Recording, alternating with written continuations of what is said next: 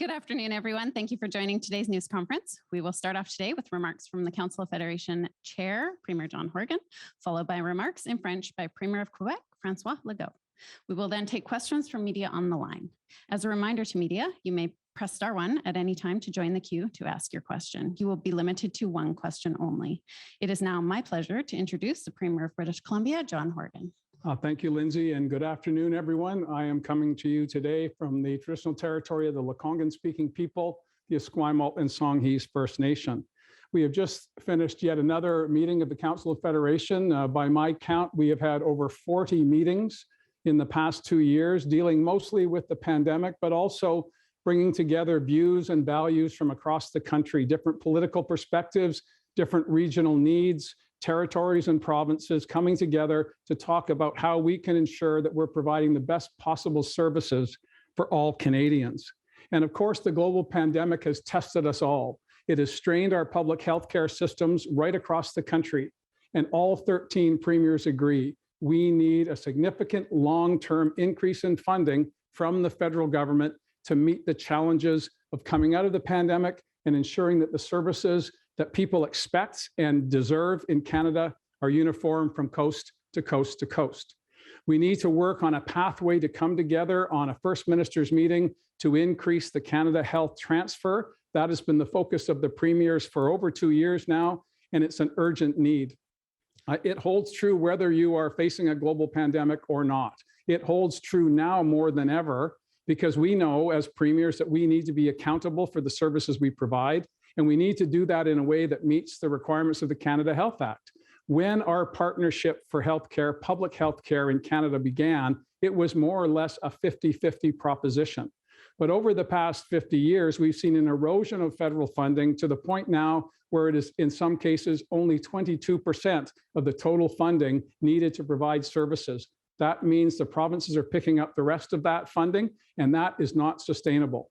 We all agree we need a rebalancing of funding to ensure that we can provide the services that people depend upon. The past 2 years have been challenging for all of us, and people from different political stripes have approached this in different ways. But as premiers, over these past 2 years, we have focused on seeing the increase in funding from Ottawa go from the 22% it is now up to 35%, so that we can meet the challenges coming out of the pandemic and, of course, the demands and expectations of our citizens wherever they may be. And I appreciate that some people, when they hear Canada Health Transfer, start to glaze over. This is an accounting process. This is about one group asking for something that others have not yet had. This is about providing services for people. It's about wait times. It's about human resources in our healthcare system. It's about making sure that we can provide state-of-the-art diagnostics so that we can address diseases as they come forward, like COVID-19, like cancers. And I want to pause for a moment. Many of you will know that I've recently experienced my own cancer story, the second time in my life. And from the beginning of my journey over the past number of months, I've been struck by the kindness and the professionalism of healthcare providers, whether it be at the admissions desk at the hospital, the pre-op care, the post-op care, right up to the point where I rang the bell at the end of my cancer treatments, that there were people that were there to do these jobs day in and day out, week after week, year after year. Pandemic or no pandemic, those healthcare professionals provide a quality service that is not sustainable in its current model.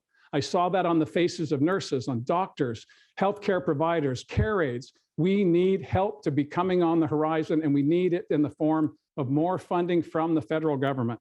All of us agree on that, and all of us are focused on that.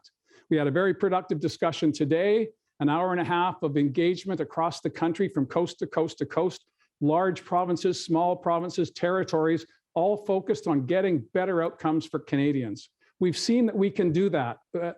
Case in point would be childcare funding in almost every province, working with the federal government to provide services for people. Through the pandemic, the federal government has been an outstanding partner, ensuring that we're supporting businesses, workers, and communities so we can all weather COVID-19. And now provinces and territories are coming together once again to call on the federal government to join with us and renew the partnership for public health care in Canada. It is as Canadian as hockey. It separates us from our neighbors to the south. Public health care is precious to us all. but it needs to be nurtured, it needs to be stewarded, and it needs an influx of cash from Ottawa, not as money that is Ottawa's, but money that is Canadians. We send our tax dollars to Ottawa, wherever we might live, and we need to find a way to reallocate those to meet this biggest challenge that we have faced in the delivery of services. I'm proud of the work that we've done in British Columbia, and I know each premier has got something to say about how we've addressed COVID-19. We also had a discussion today, and there will be an opportunity to talk about that, about the challenges and the strain that is very much on the faces of Canadians, wherever they may live. Almost all of us have seen a 90% uptake on the implementation of vaccines. The people of Canada have stepped up and done what's been asked of them, but we're growing weary, all of us. Whether we are in public life, whether we're public health officers, whether we're regular citizens, we all want to put COVID behind us. But we need to make sure we hold the line and get to that place where we can be as safe as possible. And we need to make sure that there are dollars there to provide the health services that we all depend on.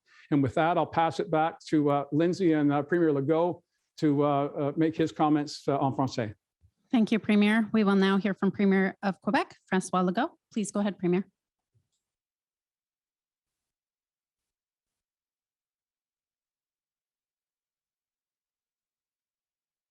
Fell from mute.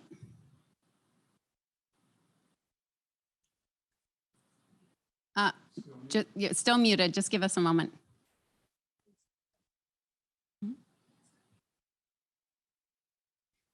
Premier, is there someone there that can help you unmute?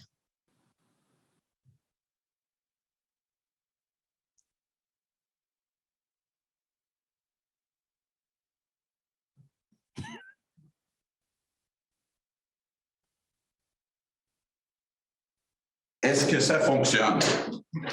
Est-ce que vous m'entendez? Go ahead. Oui, bon, OK. C'est correct, Martin. OK, donc, excusez-moi. Je voudrais d'abord dire bonjour à tout le monde, puis en particulier à mes collègues, les premiers ministres des provinces et des territoires. Et je veux vous dire que je suis très content, très fier de voir que les premiers ministres des 10 provinces et des 3 territoires sont unis. Donc, on fait une demande qui est unanime au gouvernement fédéral. On a besoin rapidement, urgemment, d'un meilleur financement pour nos réseaux de la santé. Déjà, on avait un problème avant la pandémie. Maintenant, avec la pandémie, on s'est rendu compte qu'il fallait avoir encore plus de capacité hospitalière pour être capable à la fois de traiter les patients COVID et à la fois continuer à donner des services aux patients que je dirais réguliers. Et le problème vient du fait simplement qu'actuellement, le gouvernement fédéral finance 22% des dépenses de santé au Canada, alors que les provinces, les gouvernements des provinces et territoires financent 78%. Et la santé, c'est la seule dépense qui augmente d'à peu près 5-6% par année. Pourquoi? Entre autres, à cause du vieillissement de la population. Étant donné qu'à chaque année, on a une population qui est plus vieille, qui en moyenne a besoin de plus de soins de santé. Donc, les besoins augmentent de 6% par année, donc beaucoup plus que les autres dépenses, beaucoup plus que les revenus aussi des gouvernements. Donc, c'est important. Si je regarde au Québec, les Québécois envoient à peu près 40% de leurs impôts à Ottawa, 60% à Québec. Donc, c'est pas normal que le gouvernement fédéral finance seulement 22%, puis le gouvernement du Québec, 78%. Donc, ce qu'on demande, les 13 provinces et territoires, c'est de changer ce ratio de 22-78 à 35-65. Donc, pour être capable de réinvestir. Et c'est important de le dire, durant les 2 dernières années, le gouvernement fédéral nous a aidés financièrement à passer au travers de la pandémie, mais les montants qu'on a reçus, c'était des montants non récurrents.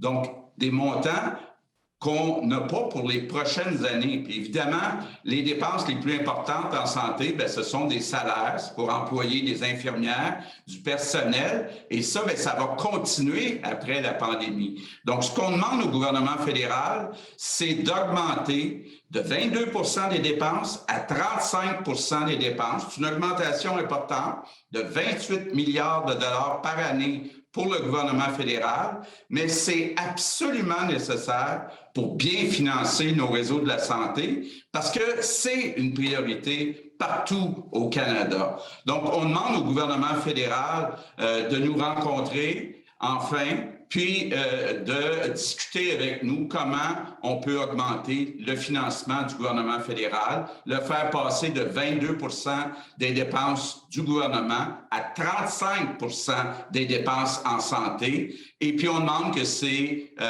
transferts soient faits sans condition parce que ce sont les provinces et les territoires qui savent le mieux où il faut investir, quelles sont les priorités. Donc, M. Trudeau, s'il vous plaît, assoyons-nous pour augmenter le pourcentage des dépenses de santé qui est financé par le gouvernement fédéral. Je pense que c'est une demande qui vient non seulement des 13 provinces et territoires, mais qui vient de l'ensemble des Canadiens. Merci tout le monde. So we will have questions from media on the phone line. When called upon, I ask that you please state your name, your outlet, and direct your question to one premier. I would also ask that you please make sure your phone is not on mute. You will not be audible until your name is called. Today's first question is from Justine Hunter, Global Mail, BC. Hi, thank you to Premier Horgan. Canada's healthcare unions and other groups want Ottawa to increase healthcare funding as well, but they say it should not be unconditional.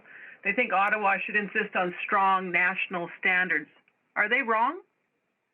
Well, I think the issue for us is that we are accountable to citizens in our various jurisdictions. We need to ensure that we have predictable, sustainable funding to meet the challenges of our changing communities.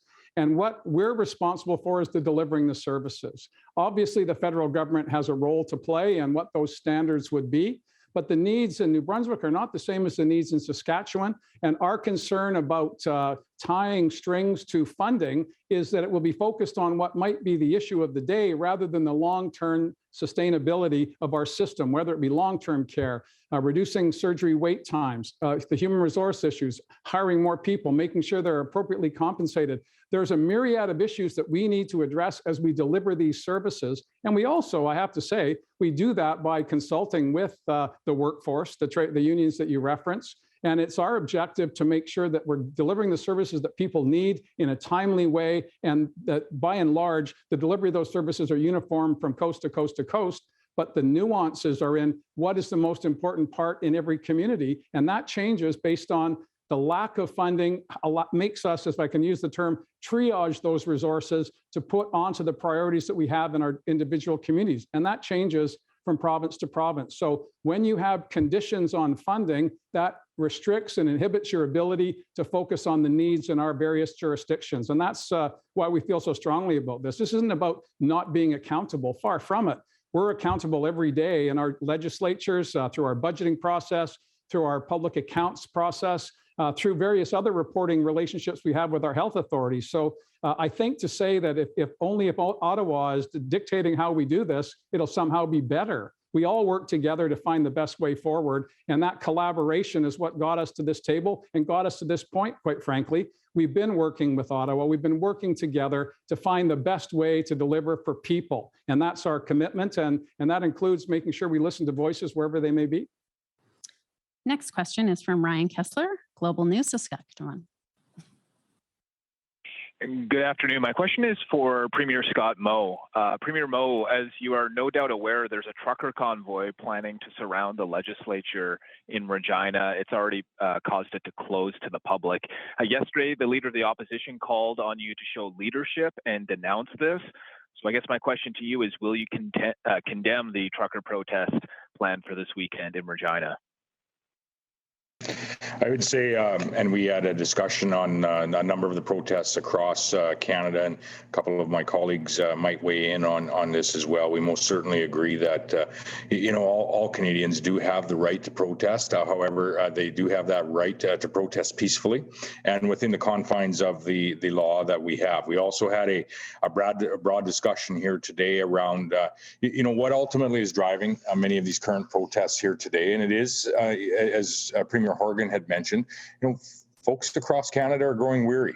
They're growing weary of, managing their way through COVID in their personal life, in their professional life, and they're growing weary, quite frankly, at times as well, of a number of the public health measures that have been in place for a period of time. And I thought Dr. Tam had addressed it quite well today.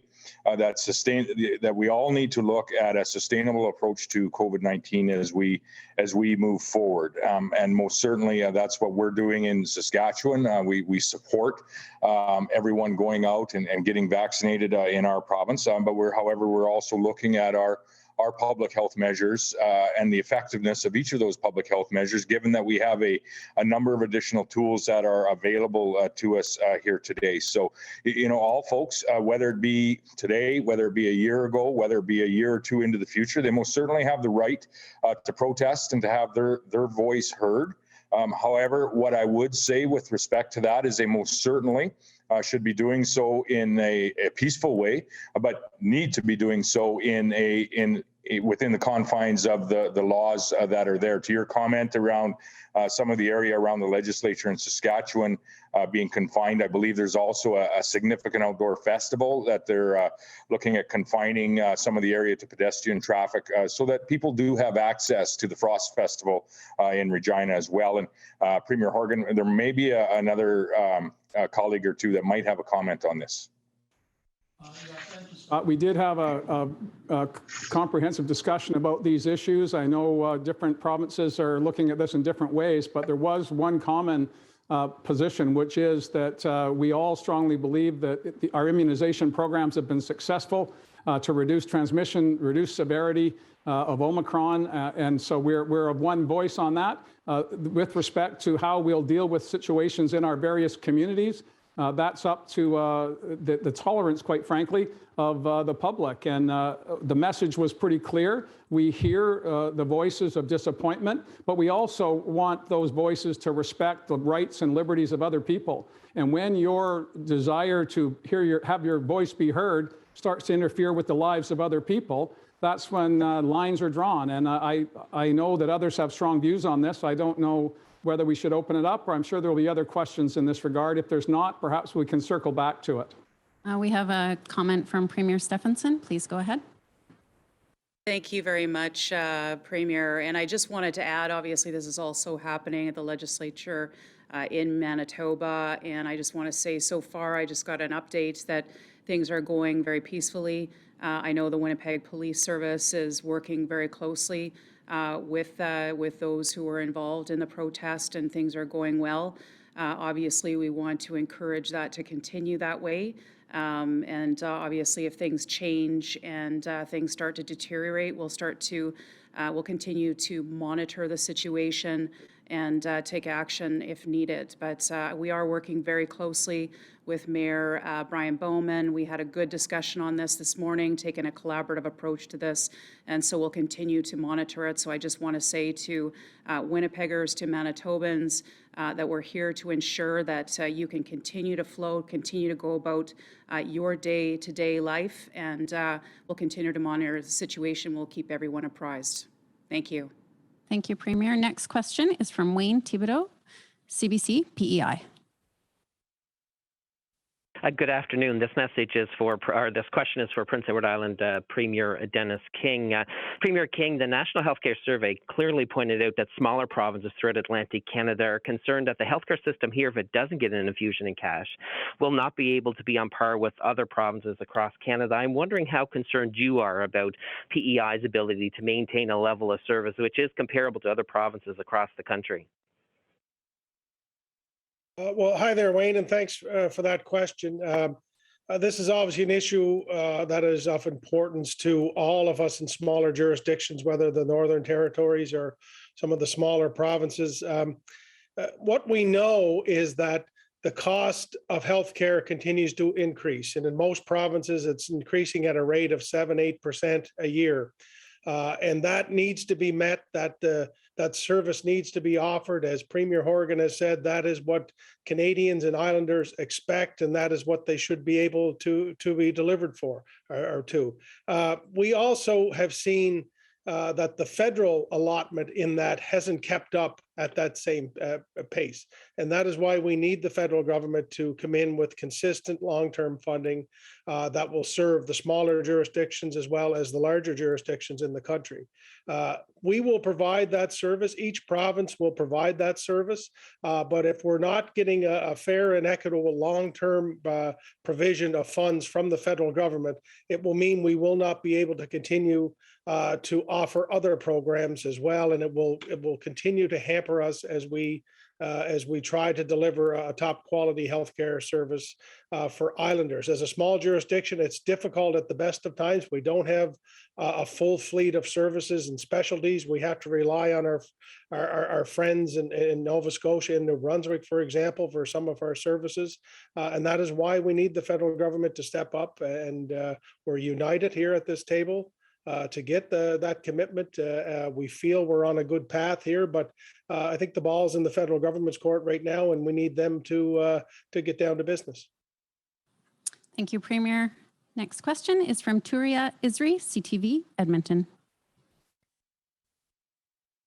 Good afternoon. This question is for Premier Jason Kenney. It's about comments that you made last night in your Facebook Live about possibly amending the Municipal Government Act so that municipalities can't bring in public health restrictions if the province does decide to fully lift them. You had suggested that municipalities don't have access to the same data that the province does, which is guiding you when it comes to making these decisions. So why not provide municipalities with this data, since they are also on the front lines of the pandemic? Thanks very much. First of all, healthcare, of course, is a provincial responsibility under the Canadian Constitution. While we do need federal funding to help make it happen, and that's why we're calling on the federal government today to pay its fair share of healthcare costs. But healthcare is not a municipal responsibility, and public health, of course, is under the Public Health Act as well a provincial responsibility. So the provinces are in the clearly the best position to make difficult decisions about how to manage COVID-19. And I really don't think that is something municipal governments are responsible for or necessarily equipped to do. I also think that having completely different policy settings across the province simply creates greater confusion for the public. What Albertans want is clarity in terms of what the public health measures are, not to have those measures different depending on what side of a municipal boundary they happen to be in. So I would encourage municipal elected folks to respect the decisions that the province makes on public health matters and not to improvise public health policy. If they want to provide us with input, I'm always happy to take that on board. But at the end of the day, we all know now we have to learn to live with COVID, and we have to change, and our response to COVID has to change as the nature of the disease changes. To use exactly the same kind of tools that maybe were relevant 18 months ago as we go into with a population 90% first dose vaccination coverage, widespread immunity through prior infection, additional antiviral and other effective medications coming on stream, much greater knowledge about how to deal with the disease, and much better habits in terms of personal hygiene and health. So I think we are in a position to move forward, as much of the rest of the world is doing, to reflect the lower severity of Omicron, the higher levels of vaccination and population protection, and that's what will inform decisions made by Alberta's COVID Cabinet Committee next week. Thank you, Premier. Next question is from Emily Bergeron, CP French, Québec. Oui, bonjour. Une question pour Monsieur Legault. On a posé la question tout à l'heure pour ce qui est des convois de camionneurs. Comment vous voyez le dénouement de cette impasse-là qu'on voit du côté du Québec, mais qu'on voit aussi ailleurs? Y avez-vous des attentes envers la GRC, par exemple, ou le gouvernement fédéral?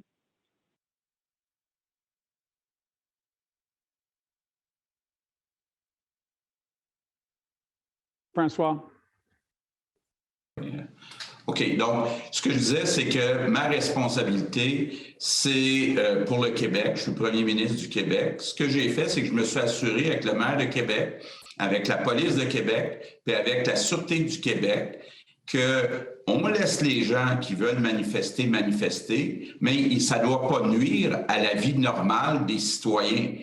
Comme vous le savez, en fin de semaine, c'est le Carnaval de Québec. Donc, il y a beaucoup de familles qui espèrent, avec leurs enfants, aller vers les activités du Carnaval. Il y a des gens aussi qui espèrent aller au restaurant. Ils ont manqué le restaurant pendant longtemps. Donc, je ne veux pas et on ne tolérera pas que les manifestants empêchent les citoyens de Québec ou les visiteurs qui sont à Québec d'avoir une vie normale puis d'aller dans les restaurants, dans les hôtels, dans les activités. Donc, pour l'instant, ça se déroule bien et on espère que ça va continuer comme ça. Puis, c'est nécessaire d'intervenir, mais comme j'ai déjà dit, on s'est assuré d'avoir plusieurs remorqueuses de prêt. Donc, s'il y a des camions ou autres à déplacer, ben, on va le faire.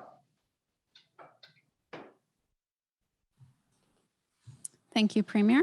Next question is from Dale Manudoc, CBC, Toronto.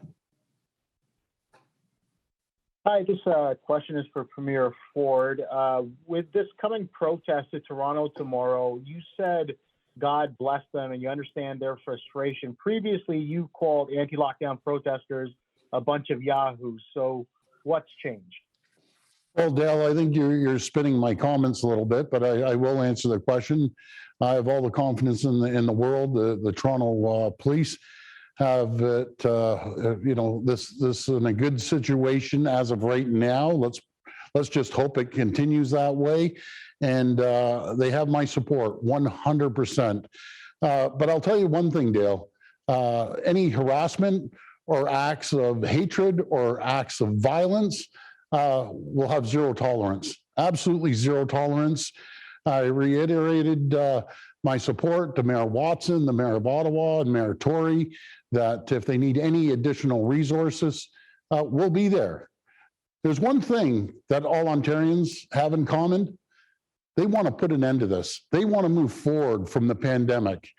Regarding Ottawa, the occupation, it's not a protest anymore. It's become an occupation, is only hurting families.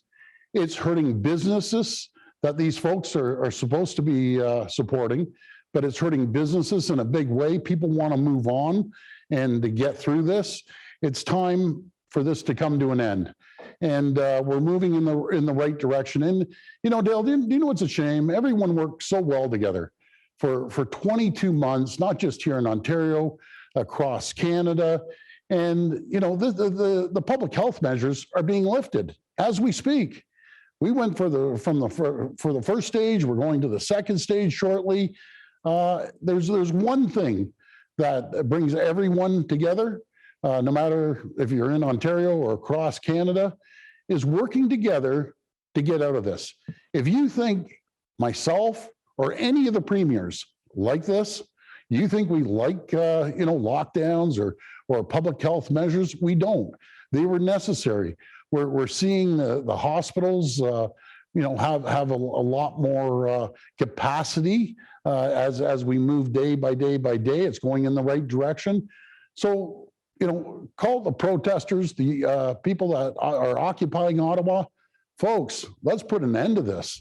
We're so close, so close to getting back to normal. We have to be united. We have to be united as Ontarians, as Canadians. And what's happening in Ottawa my opinion, is unacceptable.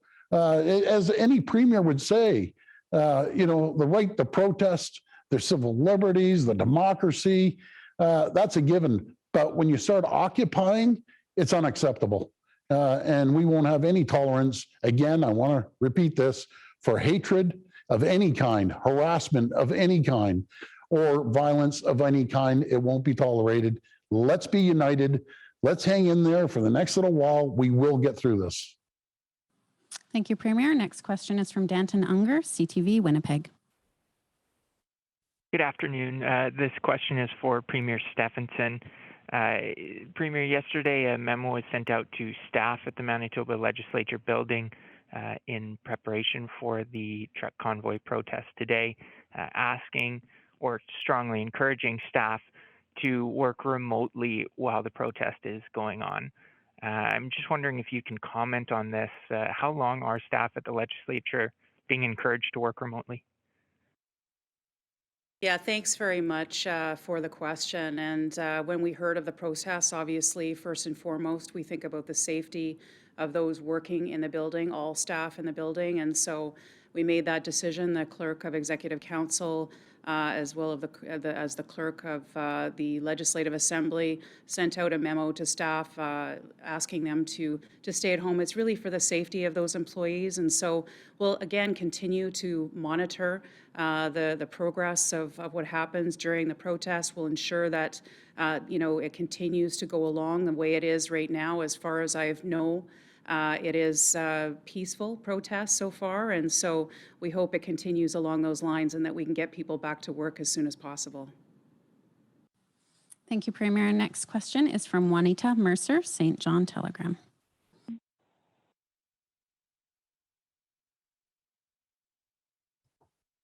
Thank you. This question is for Newfoundland Labrador Premier Fury. We have the highest per capita spending on healthcare in the country, the worst value for spending, and a significant doctor shortage. What difference will a 13% increase in federal funding mean for this province, and is that enough to fix our healthcare woes? Oh, thanks for the question. And certainly no one understands how broken the system was before the pandemic than myself, who was on the front lines, and certainly appreciate the frustration of nurses, frontline healthcare workers, doctors, everyone who have survived through this pandemic and really done a hero's effort in keeping all Canadians safe. Newfoundland and Labrador, you're absolutely right, spends the most per capita on healthcare every single year, and yet we have some of the worst outcomes. We have demographic challenges that are complicating all of that. And that's why I think in moving forward with a collaborative approach of not just the collective premiers, but indeed the Federation, and the country as a whole, we can provide better results across the country so that Canadians, no matter where they live across our great country, get the same access to quality of care. So an infusion of money is important, but as you've seen in our jurisdiction, we recognize that that's not the only solution. During this time of disruption, we have an equal opportunity to recreate and reimagine healthcare across our jurisdiction and across the country. And we here in Newfoundland and Labrador, as you may be aware, have launched a health accord to do exactly that. We know that there's an opportunity, a generational opportunity in front of us right now to capture on this time of disruption, utilizing tools that we have invented and used throughout the pandemic to change how we deliver care, especially in provinces like Newfoundland and Labrador that have a really low density across our beautiful landscape. And so, the infusion of money is incredibly important, but how we use that responsibly so that we're delivering the quality of care is equally important. And we plan as a province to tackle that, tackle them both head on. Premier, next question is from Laura Osmond, CP National. Thanks so much for taking our questions. We've been hearing a similar call for more money into the Canada Healthcare transfers for a very long time now. You guys are in talks with the federal government more than ever during this pandemic. We have had a hard time getting any clarity about what the federal government's message is to you on all of this. Has there been any sign of or any indication of what the federal government is planning or when they are planning to have those conversations with you?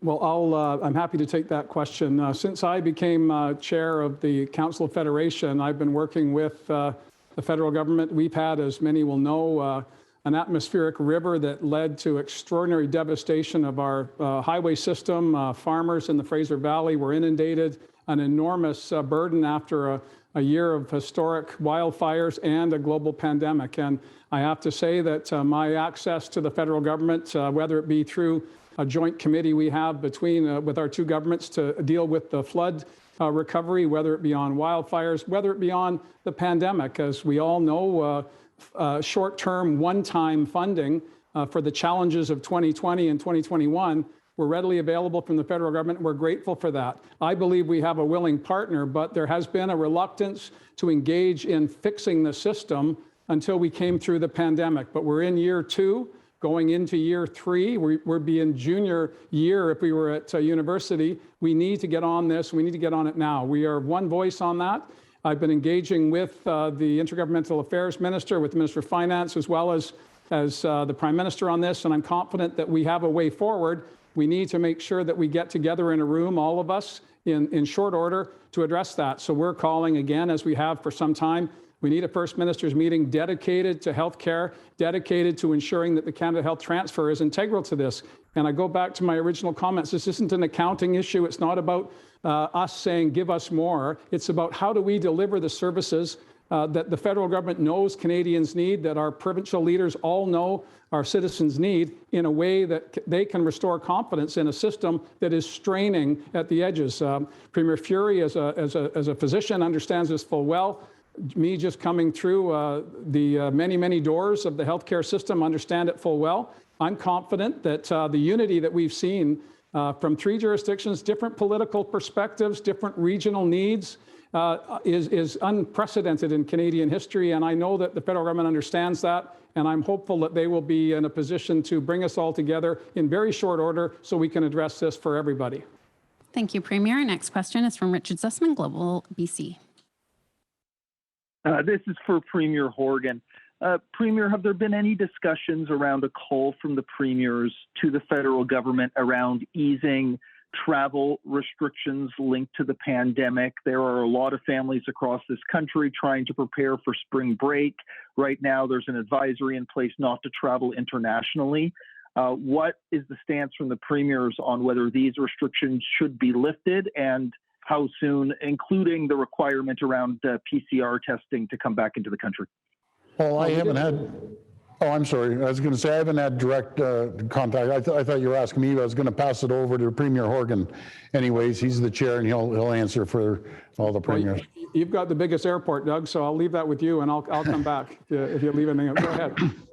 Well, I haven't had any direct conversations regarding that topic, and that's where we're at right now. But again, I just want to reiterate what I was saying before. We're in the process of lifting public health measures. We're doing it cautiously. We're doing it slowly. We're doing it responsibly.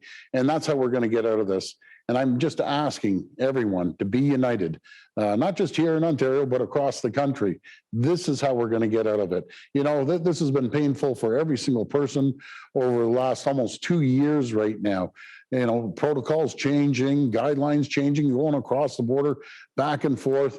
But this is not the time to be divided, folks. I'll tell you, this is a time to stand up together and be united. We're that close from putting this behind us. And I can speak for my other premiers. We have the most united group of premiers I've ever seen, right across all the provinces and territories. We work so well together.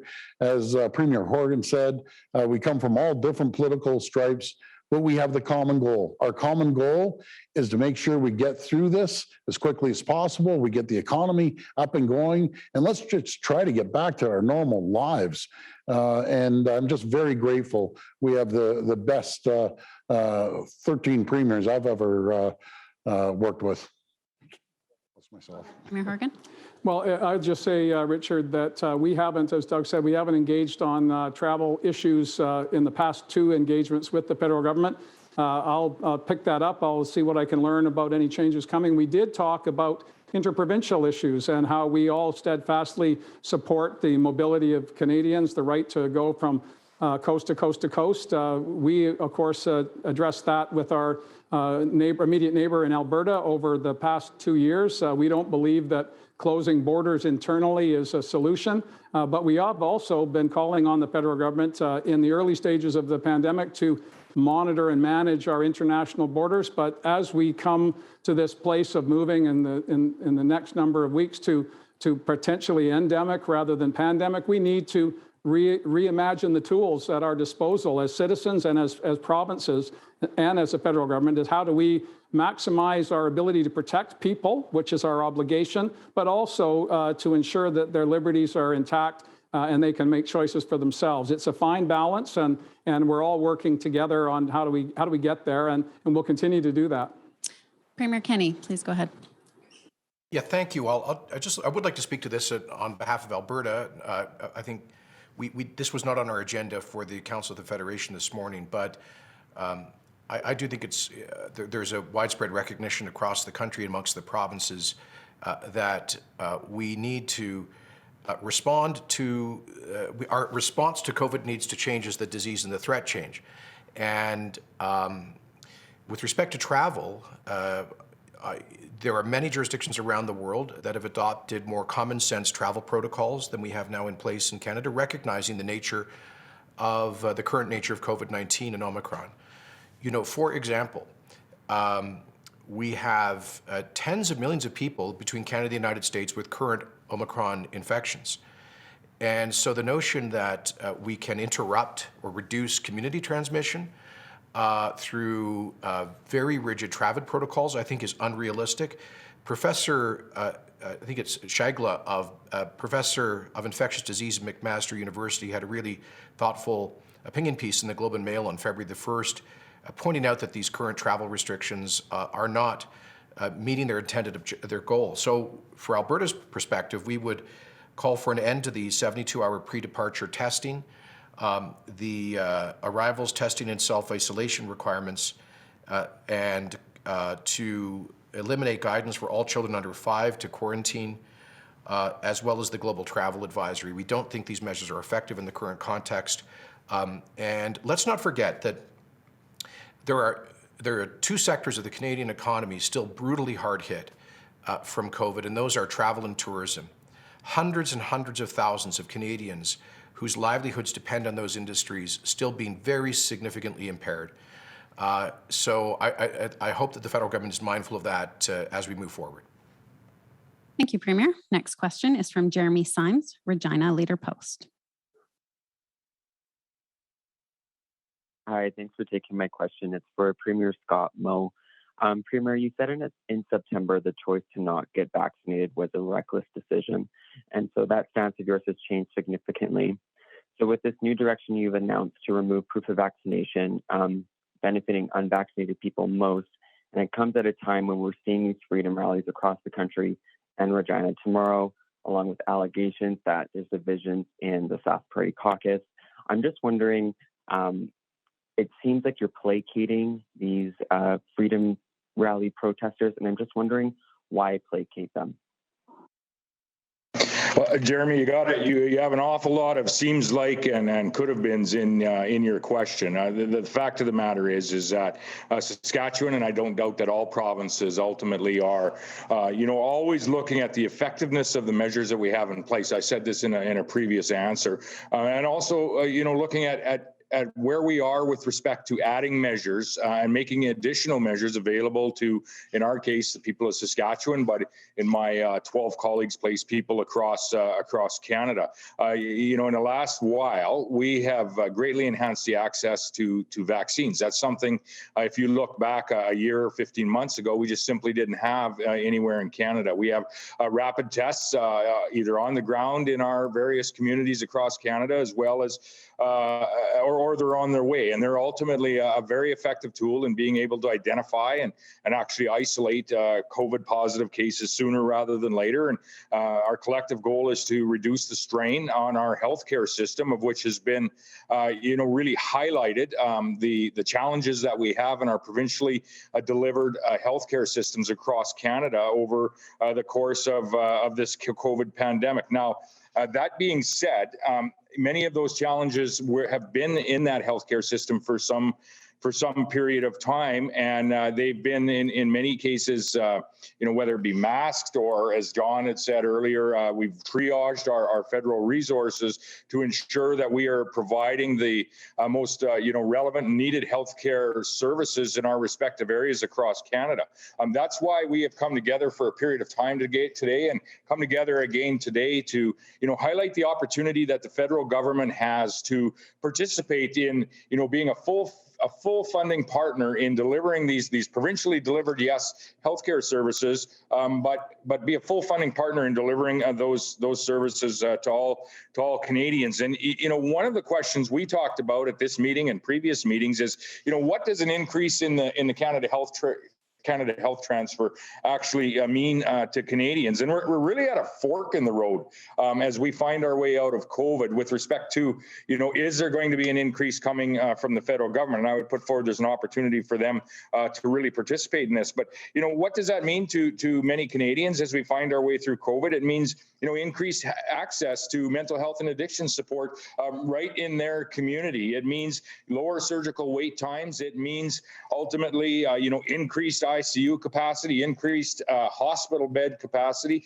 That comes about through hiring additional healthcare professionals across this nation, and that's the opportunity that the federal government has before them in participating as a full funding partner through the Canada Health Transfer with the provinces, so that we can ensure that capacity of healthcare is available to Canadians. That's what it means to a Canadian family, wherever you might live across this nation. And we say we have 13 willing partners on this call right now to work with the Prime Minister on that. If we take a different fork, where the federal government, let's say, does not participate in increasing the Canada Health Transfer, that different fork looks very differently. And we talked earlier to the challenges in Newfoundland, but ultimately that different path of not participating looks like a much less responsive healthcare system, not only in Newfoundland, but across the nation.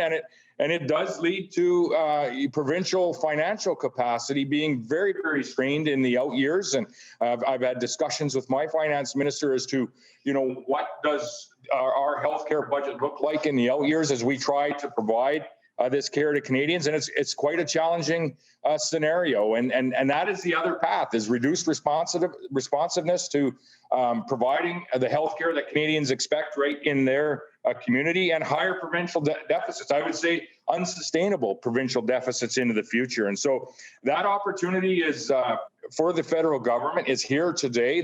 You have 13 willing partners on this call to really work together to enhance the Canada Health Transfer and ultimately, provide that opportunity for increased healthcare services for all Canadians. Thank you, Premier. Next question is from Josefa Cameron, Signal Halifax. Thank you. This question is for Premier Tim Houston. There is a major nurse and doctor shortage in Nova Scotia, especially in Cape Breton. Some Dalhousie nursing students have been asked to work in long-term care rather than completing their clinical practicum. How do you plan to mitigate this issue in Nova Scotia? Thank you. Yeah, well, thanks for the question. It's an important question. I mean, the shortage of healthcare professionals, it's nurses, it's doctors, it's CCAs, it's right across the healthcare spectrum, and it's something that's experienced not just in Nova Scotia, but countrywide, really.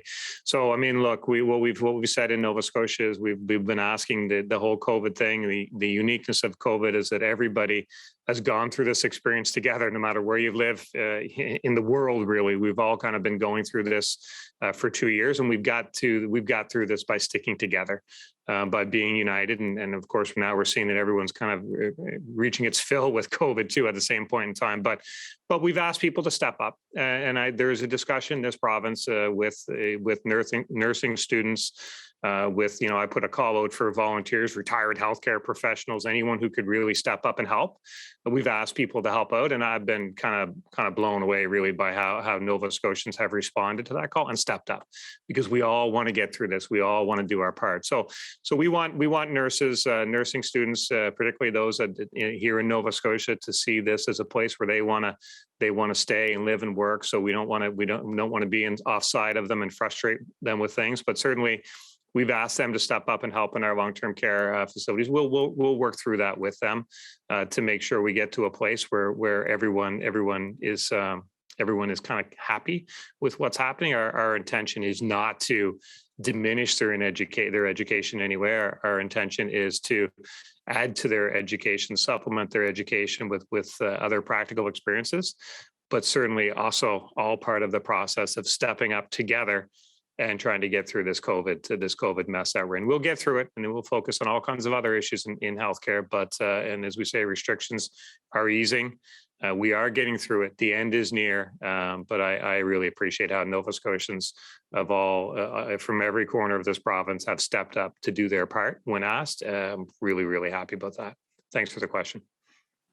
Thank you, Premier. Our last question today is from Jerome Labbé, CBC Radio-Canada.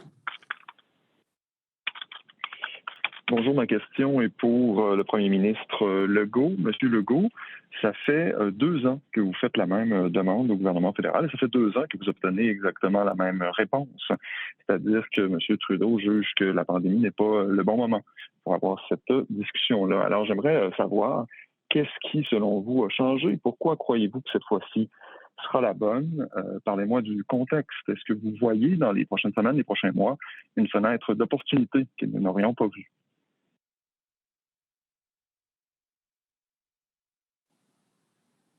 Premier, you're on mute. Donc, vous avez raison, ça fait 2 ans qu'on fait la même demande au gouvernement fédéral sans vraiment de résultats, en tout cas pour ce qui est du financement à long terme. Bon, M. Trudeau nous dit qu'il veut attendre la fin de la pandémie, mais il y a des gestes qu'on doit poser maintenant. Et on a commencé chacun dans nos provinces, territoires. Au Québec, on parle de refonder le système. On a embauché du personnel additionnel. Donc, on essaie, à un moment donné, ce n'est pas un sujet qui est facile, bien honnêtement, à expliquer à la population, mais c'est la population, finalement, qui doit, avec nous, appuyer cette demande de prioriser la santé. Parce que, si on prend l'exemple au Québec, je le disais tantôt, les Québécois envoient 40% de leurs impôts à Ottawa. Je pense que la santé, c'est une priorité, puis une grande priorité pour les Québécois. Donc, c'est pas acceptable que le gouvernement fédéral finance seulement 22%. Mais ce sont des chiffres. C'est pas simple à expliquer. Le champ de compétences relève des provinces et territoires. Donc, mais il a été comme convenu au début, quand les programmes ont été lancés d'assurance maladie, que ce serait un financement même 50-50. On est rendu 22-78. C'est compliqué à expliquer, mais on espère que la pression va venir de plus en plus forte sur le gouvernement fédéral. Puis, écoutez, si le Québec était seul, ça serait un peu décourageant, mais là, on est 13 sur 13 qui font exactement la même demande. Donc, on espère, à un moment donné, que le gouvernement fédéral va accepter de nous rencontrer et accepter de négocier quelque chose à long terme avec nous autres. Thank you, everyone across the country. I want to just reiterate, you have 13 people representing different regions, different political perspectives. And I was remiss in not saying, with respect to Carolyn and PJ in the Northwest Territories and Nunavut, consensus-based government. And we've greatly benefited from their approach to our discussions and deliberations that don't come from a partisan place, but come from a place of collaboration, which is how their governments operate every single day. And the last thing I'd like to say before I pass the microphone back is to remind everyone today is World Cancer Day.